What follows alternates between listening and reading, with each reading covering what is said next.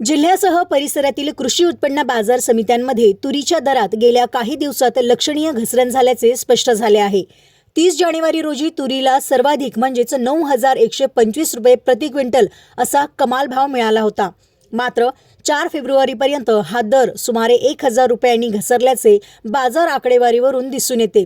अकोला कृषी उत्पन्न बाजार समितीत 30 जानेवारी रोजी तुरीचा दर 7,000 ते 9,125 रुपयांच्या दरम्यान होता।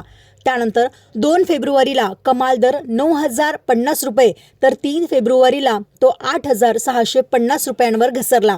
दरातील ही घसरण सातत्याने सुरू असल्याचे व्यापारी व शेतकरी सांगतात।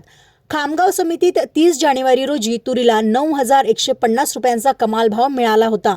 3 फेब्रुवारीला हा दर 8,750 रुपये झाला आणि 4 फेब्रुवारीपर्यंत तो आणखी घसरून 8,475 रुपयांवर आला।